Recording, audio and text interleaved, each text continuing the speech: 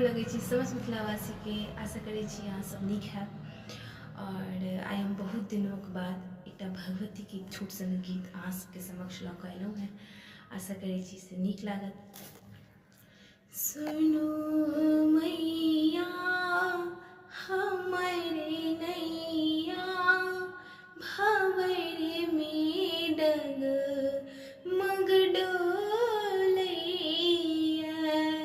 सुनो मैया हमरे नैया भंवर में डग मग डोलैया।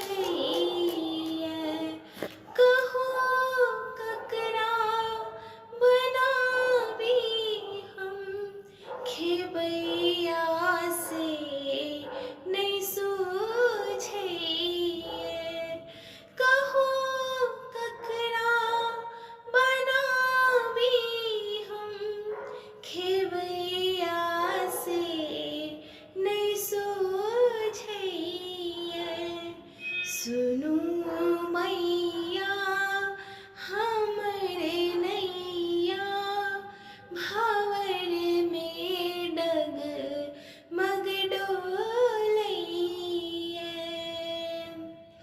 नहीं पूजा हम केलहुँ नहीं कोनो आराधना केलहुँ। चरण धोखा अहीं के रहलहुँ। चरण धोखा अहीं के रहलहुँ। कहब कियाब हे मैया। सुनो मैया हमरे नैया भंवर में डग मग डोलैया। करू किछियो कृपा अम्बे हरू संकट हमरे क्षण में।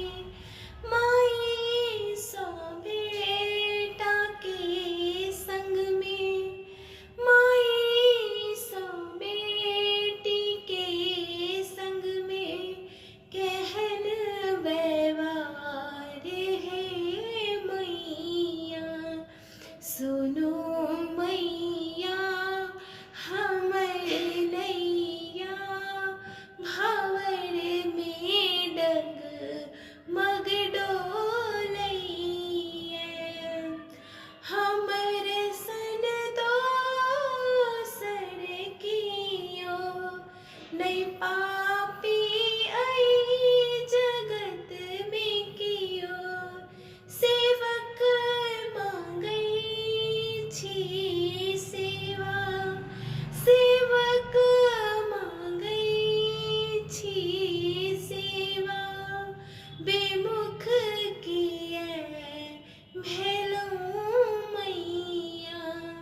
सुनो मैया हमरे नैया भंवर में डग मग डोलैया।